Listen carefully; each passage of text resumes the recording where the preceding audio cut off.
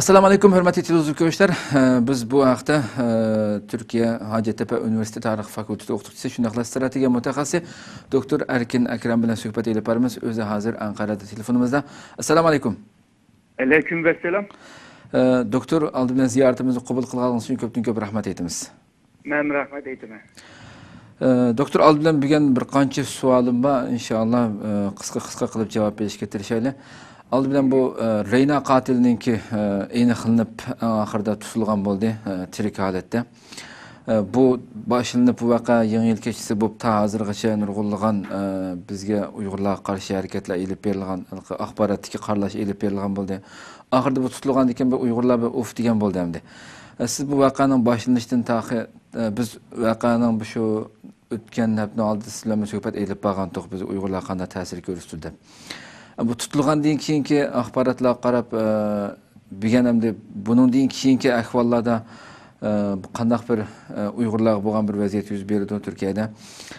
Buning qarta bu e'lon aniqlangandan keyin sizmi diqqat qilgansiz balki nurg'ulg'an Turkiyaning har qaysi davlat kanallaridan ta shaxsiy kanallargacha nufuzli kanallarda Uyg'urlarni bir oqlash faoliyati bo'lgandek ammiyada tashkilot rahbarlari u bu chiqib so'zlayotdi masalan.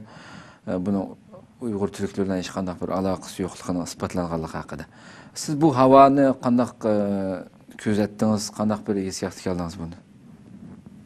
Bu vaqaga aniq bo'lmay turibla ham shu jinoyatchilarning gumonli odamlarning hammasini shu Uyg'ur deb qilishi bu Türk matbuotida g'alati bir ahvoldir. Xo'sh. Bu da birisi shu ataymışda qilayotgandek ko'ringan. Ama ma'qatim bu 15-16 kundan keyin buningki jinoyatchining o'zi o'tirg'i nima tutilib chiqdi. Hamda bu o'zbek bo'lganligini va Uyg'ur bo'lmaganligini u bu deb tushuntiryapti. Hamda ba'zilar siz deb o'tgandek buni Uyg'ur xalqiga ma'li qilib buning gunohini aytib qilishni to'g'ri emas deganlar bo'ldi. Ama bu meselenin bir tarafı. Yani bir tarafı şu cinayet işleyen şahsiyet ile münasebetlik tekşüreçler yani ilip bir vardı. Bununla bir tordek bir teşkilat var ki yani tor ile bağlı. Hoş. Aqısın nurgulağın zencesi. Bu yerde 50 bek adam var ki bir yerde. Hoş. 50 çok küçük bulup. Bunun içinde Uygur bağlılığını davadıdı. Demek ki bu vakanın içinde esas iş kılan Uygur bulması mı? Bununla yardım kılan veya bununla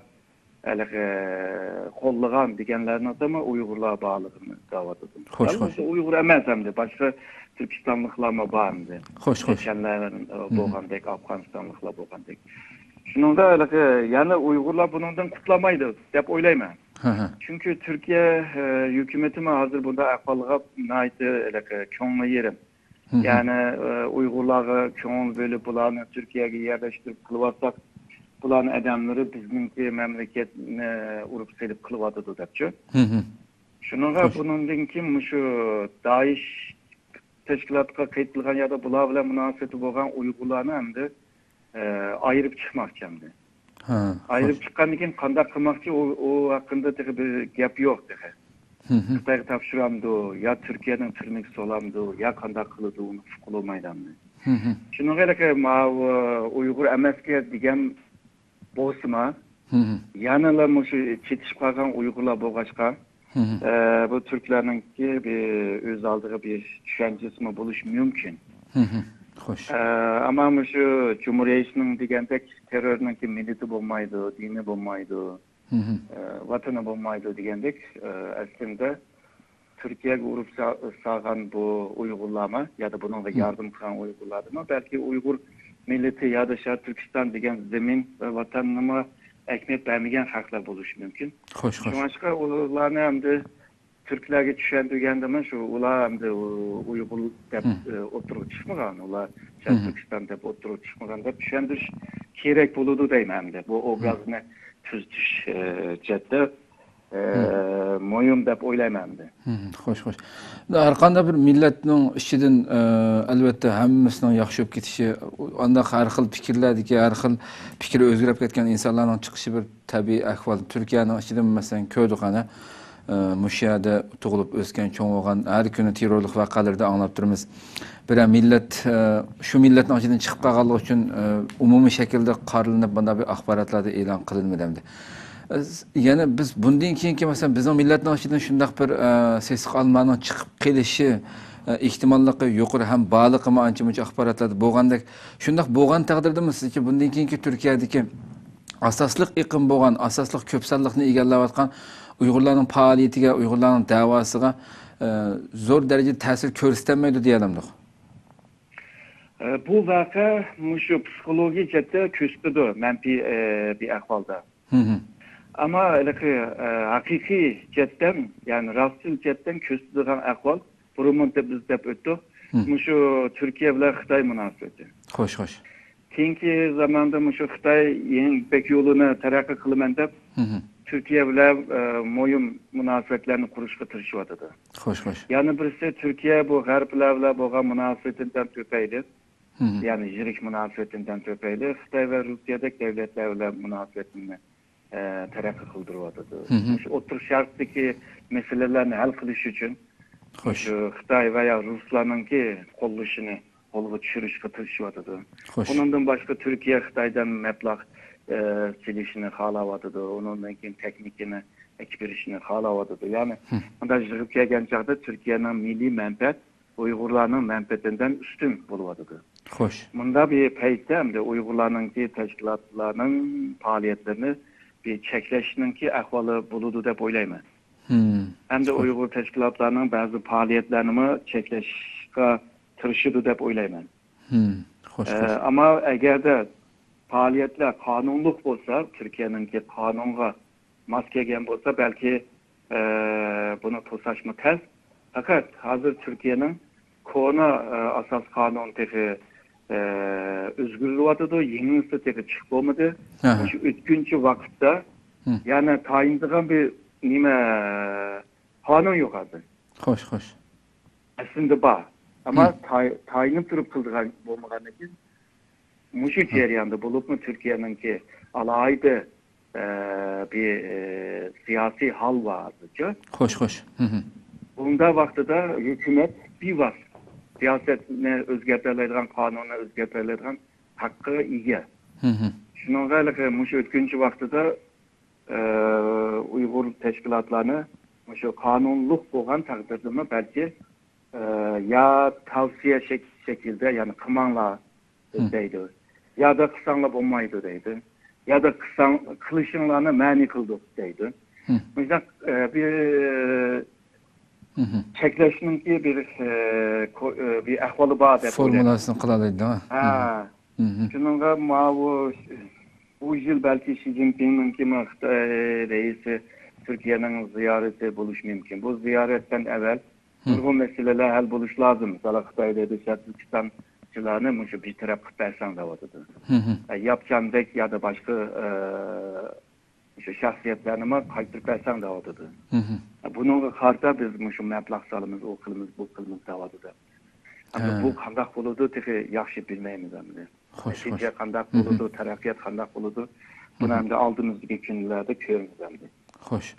Hamda hurmatli erkinki hamda shu ikkinchi bir masala shu 17 yanvar kuni shu Shveysariyada Dunyo iqtisod munbiri bu yig'ini ochildi. Bunga Xi Jinping qatnashdi.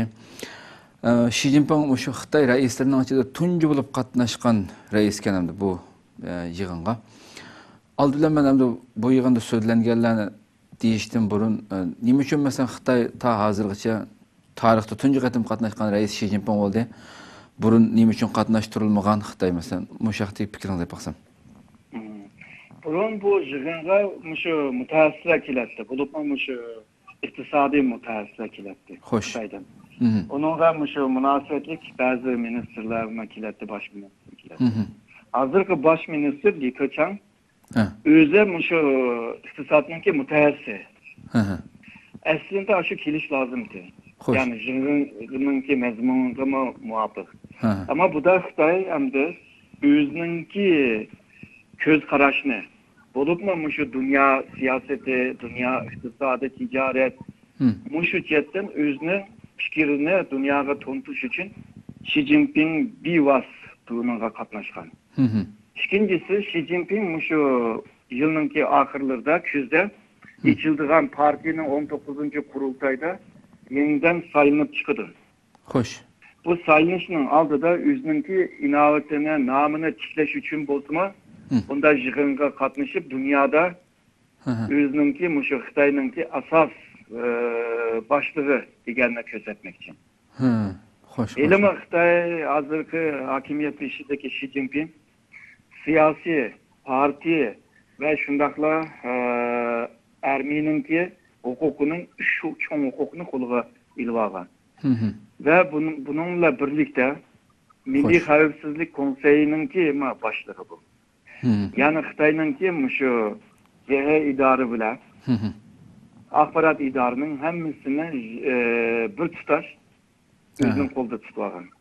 Yani birisi şu ıslahatını ilip biriş şanı diyen bir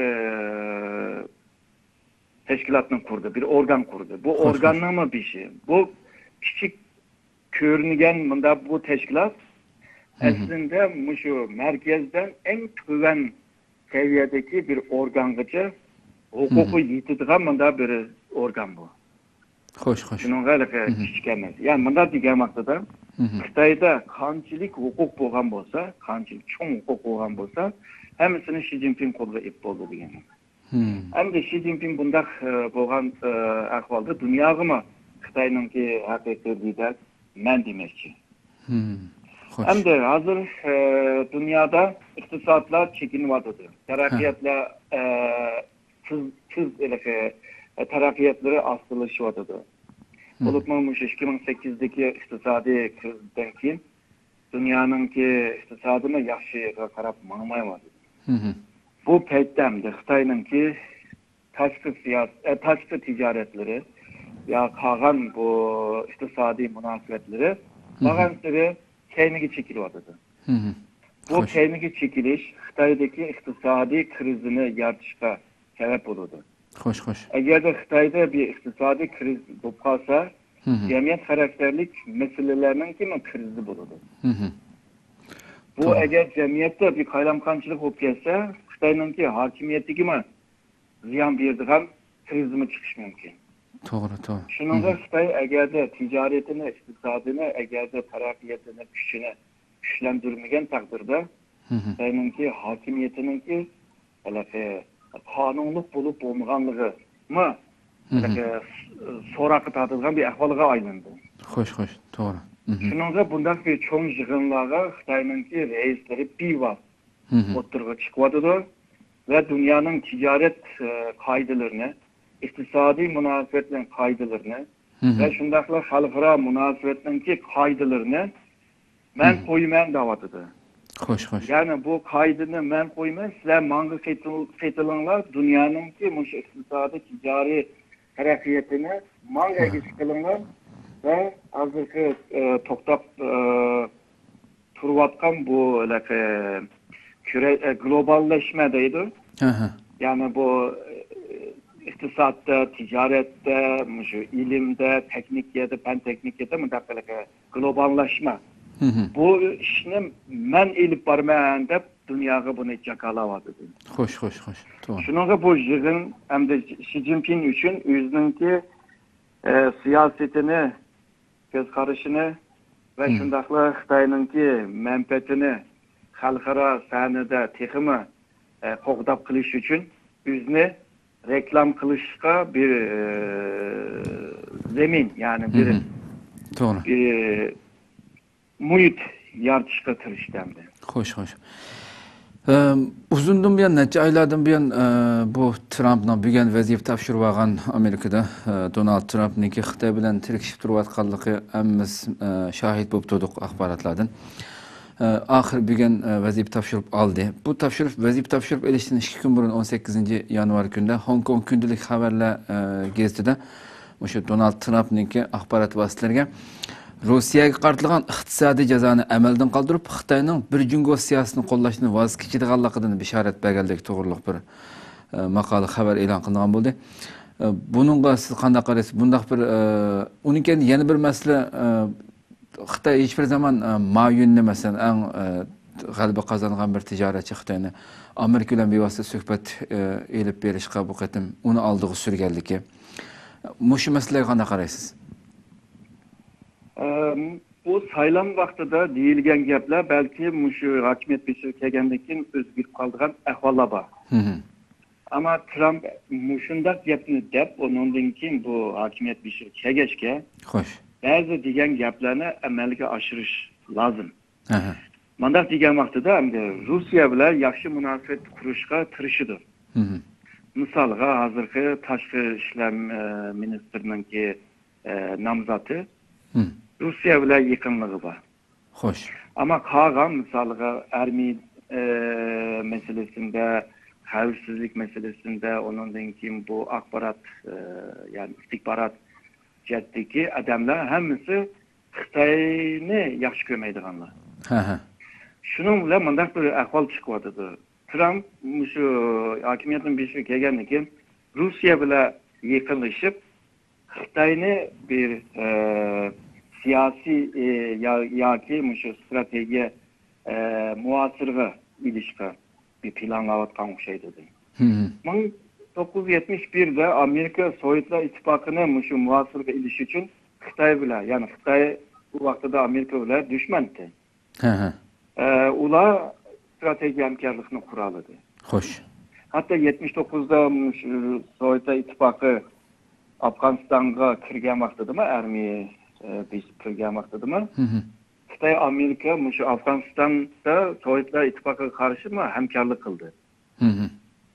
Bulupma şu Şah-Türkistan cenuplarda doktorxonada bu mücahitlerini davaladı. Onundaki mücahitlerge şu kurallarını temin qilib tayyorlab berdi.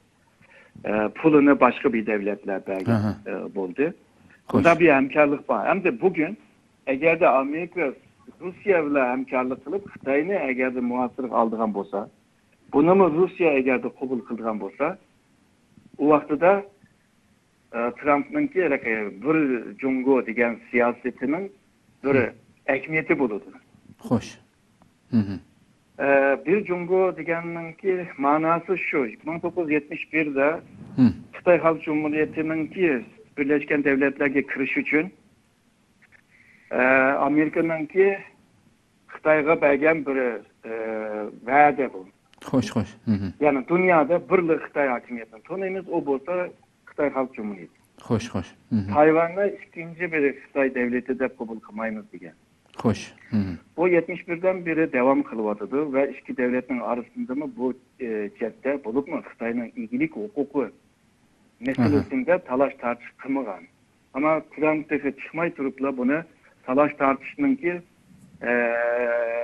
malzemege yani bir vasıtıga aylandırdı. Xo'sh. Eğer de Amerika Xitoyninki iyilik hukukunun hukukluk ya da kanunluk bulup bulmaganlığını talaş tartışga yol açkan bolsa, Xitoy hokimiyatininki kanunluk bulup bulmaganlığını yani bulup mu Komünist Partininki Xitoyni boshqurishninki haqqının bo'lmaganligini talaş tartışga ichildi. Xo'sh. Shuningdek Xitoy hokimiyatining yana aldırgan bir mesele bu. Xo'sh, to'g'ri. Eğer de Rusya bilan chiqish qilsa, Xitoyni muasirga ilib Xitoyni ma'qul qilgandi. Xitoyni Amerikanınki sizlikda belki talep qildi. Ama Rusya qabul qilmay qolsa, Amerika yana burunqi siyosetini devam qilishi mumkin. Ham Rusya bilan ikisi hem Xitoy bilan kurashib devam qilish mumkin. Ama menimki ko'z qarashim bir mezgilgacha Trump Xitoyninki arasında bir şu iqtisodiy ve ticaret meselesinde uçuşudu deb o'ylayman. To'qishib urushib qiladi deb o'ylayman. Ama çünkü bir mezgildeki belki her iki taraf birbirini düşünüp birbirine taviz verip yani menfaatlerine imtiyazlarını verip belki çıkış yolu deb o'ylayman.